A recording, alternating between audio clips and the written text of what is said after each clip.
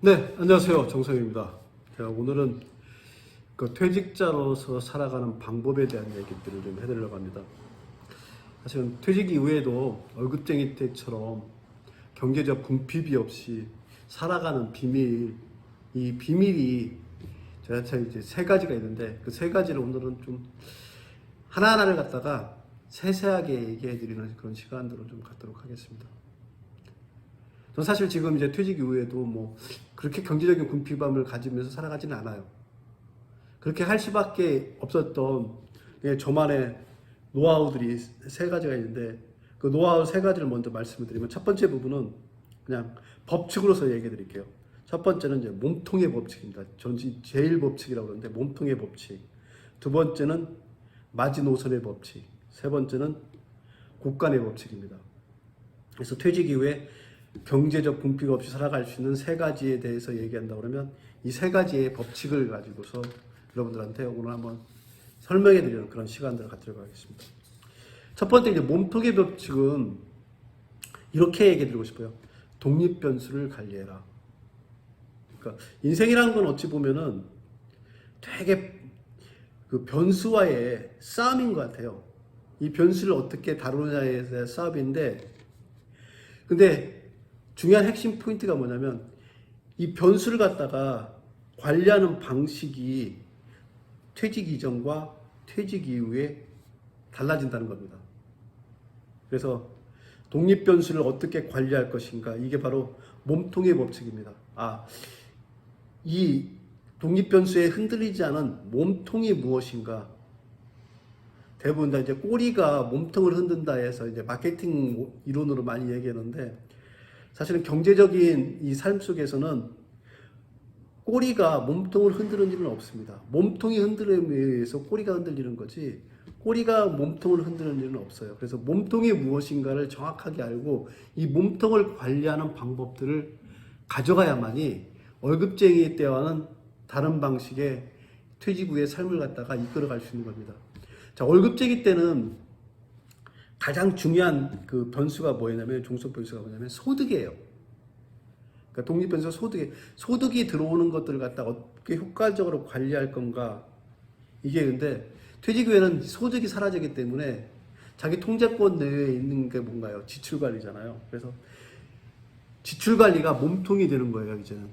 예전에는 몸통이 소득이었다면 월급쟁이 시절에는 이제 퇴직 후에는 사실 지출 관리가 몸통이 됩니다. 그래서 이 몸통을 제대로 관리할 수 있을 때 퇴직 후의 삶이 경제적 파산이나 아니면 삶의 궁핍함으로 빠지지 않을 수 있도록 그 경제적인 습관들이 체계화되는 겁니다. 그래서 몸통 관리에 집중하라 이 얘기는 한마디로 얘기한다면 소득에 집중할 게 아니라 지출 관리를 철저하게 하라.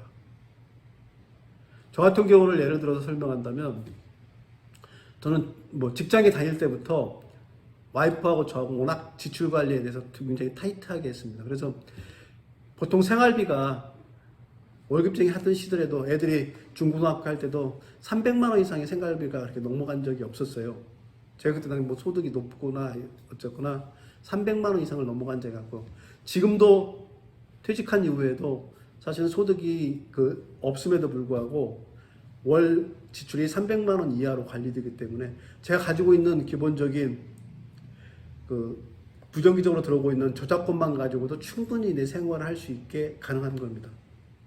또 300만 원씩 해봤자 연간하면 3,600만 원이잖아요. 3,600만 원 내에서 내 생활을 갖다 충분히 관리하기 때문에 저작권료가 그보다 더 나오기 때문에 사실은 이 지출 관리의 패턴들을 월급쟁이 생활부터 해왔던 것 같다 그대로 쭉 해나감으로 해서 오히려 더 그때는 좀 더 타이트하게 지금은 이제 생활을 바꿨죠. 그러니까 지금 뭐 저 같은 경우 대중교통을 다 이용하고 차량 운영도 거의 하지 않습니다. 그러다 보니까 실적인 고정 지출로 나갔던 그런 지출들마저 다 줄어들고요.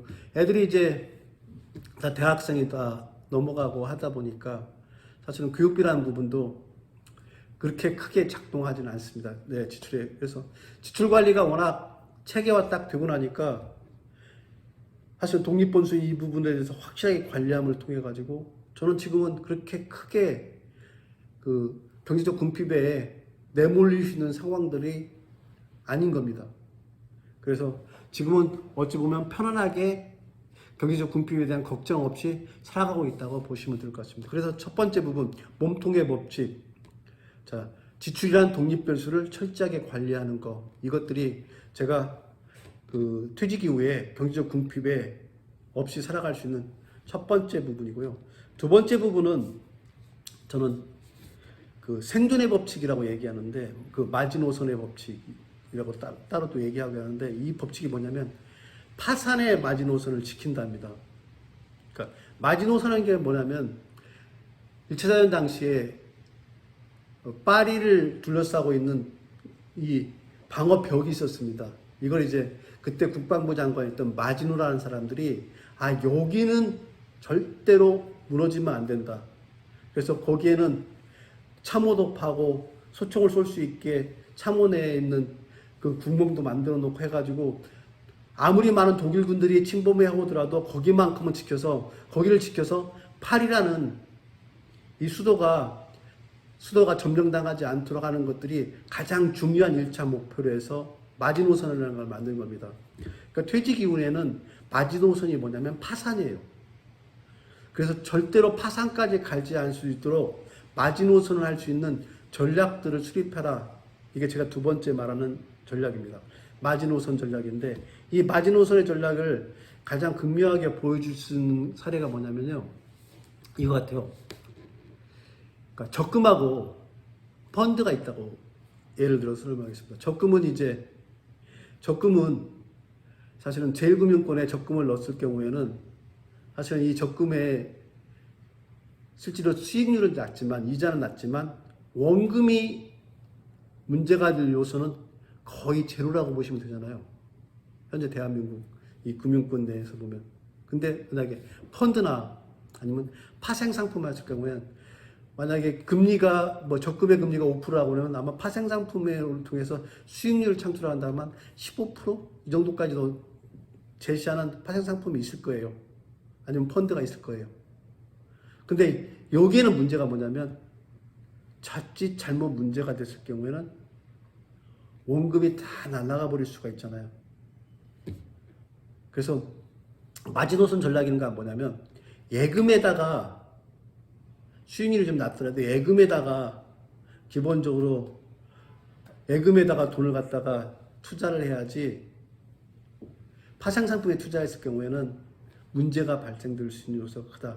그리고 생존이 위협받게 된다. 그래서 마지노선 전략이가 뭐냐면 파산이라는 생계가 위협받는 데까지는 퇴직 이후에는 절대로 해서는 안 된다는 얘기를 해드리고 싶은 겁니다. 여러분들 잘못해서 수익이 높다는 것들 때문에 파생상품에 손을 댔을 경우에는 개인적인 파산에 들어가고 가족 전체의 생계가 위협받습니다.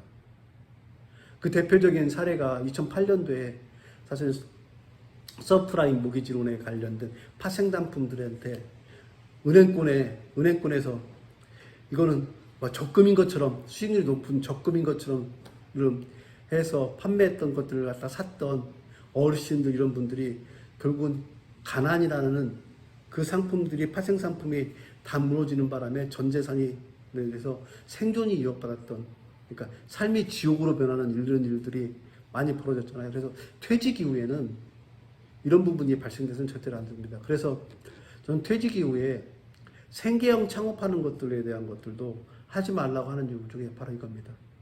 생계형 창업했을 때 이게 무너져 버리면, 자칫 잘못하면 자기가 가지고 있는 퇴직금의 전체가 다 거기에 무너지고, 심지어는 집을 담보로 해서 대출받아가지고 투자를 했을 경우에는 전체적인 앞으로 남아있는 노후의 모든 삶들이 다 무너져 버리는 이런 생계형에 대한 문제까지 발생되잖아요. 그래서 이렇게 해서는 안 된다는 생각 때문에 소득에서는 생존의 마지노선을 지키는 부분들이 반드시 필요합니다. 그래서 퇴직 이후에 제가 경제적인 궁핍 없이 살아갈 수 있는데, 가장 결정적인, 앞으로도 남아있는 시간도 경제적 궁핍을 살아갈 수 있는데 가장 중요한 핵심 요소는 뭐냐면, 이렇게 투자의 마지노선, 기본적으로 생존을 지키는 투자의 마지노선 철저하게 지킨다는 겁니다. 그래서 저는 투자했던 부분들이 이런 파생상품이나 아니면 비트코인 같이 변동성이 심한 부분이 아니라 그 서울 시내에 있는 아파트에, 그것도 재건축 아파트에 투자했던 부분은 그런 부분들 때문에 가능했던 겁니다.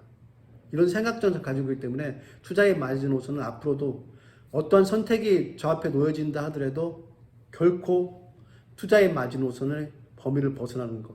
그러니까 99.9%의 수익이 가능하다 하더라도 1%가 저의 모든 자산을 갖다가 무너뜨릴 수 있는 그런 파산까지 갈 수 있는 그런 투자라 그러면 저는 마지노선 전략에 의해서 그 선택은 하진 않을 겁니다.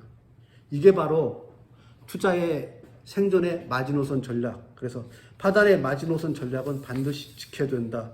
이 얘기를 두 번째로 해드릴 수 있는 부분이고, 세 번째는 뭐냐면 곡간의 원리입니다. 그러니까 혹시 여러분들 이런 얘기 많이 들어보셨을 거예요. 곡간에서 이익 난다. 이 얘기는 뭐냐면 여러분들은 흔히 생각할 때 이렇게 생각하잖아요. 내 곡간이 풍족하면은 내가 다른 사람한테 베풀 수 있는 인심이 생긴다. 이렇게 생각하시는데 저는 그 얘기가 아니고요. 내가 곡간을 가지고 있잖아요. 그러면 모든 사람들의 인심들이 저한테 몰려듭니다. 이 깔때기처럼 제가 50억이라는 자산을 가지고 있기 때문에 많은 정보들, 많은 인심들이 저한테 베풀어지는 게 느껴져요. 흔히 이런 얘기의 가장 핵심을 놓고 본다면 이런 얘기를 하는 거가 맞을 것 같습니다. 흔히 자녀들한테 상속할 수 있는 자산을 가지고 있으면 그 자산의 힘이 끝까지 발휘할 수 있을 때까지 자기가 지고 있으다, 이런 얘기를 하잖아요. 그렇게 했을 경우에 무슨 일이 벌어지나요?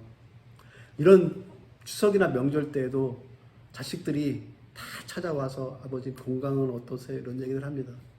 이게 뭔가요? 자기가 가지고 있는 곡간의 키를 쥐고 있는 것들이 결국은 인심을 만들어내는 겁니다. 효심도 만들어내고요. 이게 일상적인 부모와 자식 관계뿐만 아니라 다른 모든 친구 관계에서도 마찬가지입니다. 내가 어느 정도의 자산을 가지고 있을 때 친구들도 나한테 오고요. 친구들이 와서 밥도 함께 사기도 하고요. 또한 내가 곡간의 키를 가지고 있기 때문에 투자에 좋은 정보가 있으면 다 나한테 오게 되어 있습니다. 이게 바로 곡간의 인심의 원리입니다. 그래서 여러분들은 퇴직 이전에 기본적인 곡간을 가지고 있는 분들만 사실은 그 이후에 그 곡간의 원리에 의해서 궁핍한 삶으로 빠지지 않고 점점 자기 삶이 더 경제적으로 윤택해질 수 있는 조건을 갖추는 겁니다. 이게 무서운 거예요. 기본적인 곡간에 자기가 누릴 수 있는 걸 보관하고 있다는 것 그 자체만으로도 그건 엄청난 힘을 가지는 겁니다. 그래서 곡간의 원리를 정확하게 이해하고 그 곡간을 가지고 있는 것들을 갖다 그대로 유지하는 것만으로 해서 퇴직 이후에도 경제적 궁핍함에서 벗어날 수 있는 이런 일들이 벌어지고 있는 겁니다. 그래서 저는 아까 첫 번째 부분을 무슨 얘기냐면 몸통의 원리. 그러니까 몸통이 무엇인가 하고 독립변수를 관리하려는 부분, 그 몸통의 법칙을 정확하게 지키라는 게 첫 번째 부분이고요. 두 번째가 뭐냐면 마지노선의 법칙. 절대로 생존의 위협을 받는 정도의 마지노선의 뒤로는 물러나지 않게 스스로를 관리해야 된다는 거. 이 얘기가 두 번째이고, 세 번째가 지금 방금 전에 얘기했던 곡간의 법칙. 이렇게 했을 경우에 실질적으로 퇴직 이후에 경제적 궁핍에서 빠지지 않고 살아갈 수 있는 겁니다. 그래서 몸통의 법칙을 통해서는, 그 지출 관리를 통해서는 새로운 소득 수단을 갖다가 만드는 거하고 똑같은 겁니다. 돈을 아낀다는 건 소득을 그만큼 버는 거와 똑같은 효과를 만들어내는 거고요. 그래서 돈을 아끼면서 할 수 있는 부분이고요. 그다음에 그 마지노선의 법칙은 뭐냐면 생계 수단을 갖다 확보하는 거예요. 그러니까 그거는 다시 얘기하면 시간을 견디는 겁니다. 그리고 세 번째 이제 곡간의 부분은 투자의 수단을 갖다가 강구하는 부분입니다. 그래서 이렇게 해서 자산이 쌓여가는 겁니다. 그러니까 지출 관리 때문에 돈을 아끼고 마지노선 전략을 때도 시간을 견디고 그렇게 하다 보면 곡간의 법칙에 의해서 자산이 쌓여가는 이런 일들이 여러분들한테 벌어지게 되면 결국 퇴직 이후에 여러분들은 경제적 궁핍함에 빠지지 않고 살아갈 수 있는 겁니다. 이런 법칙에 대한 얘기들을 좀 오늘 해드리고 싶어서 얘기했고요. 그래서 여러분들 자, 몸통의 법칙, 마존에서의 법칙, 곡간의 법칙, 이 세 가지 법칙을 꼭 이해하시고서 여러분들이 준비를 하고 가셔야만이 퇴직 이후에도 여러분들의 삶이 궁핍함에 빠지지 않는다는 거 꼭 명심하시기 바랍니다. 네, 지금까지 삶과 경제를 쉽게 풀어주는 정순영이었습니다. 고맙습니다.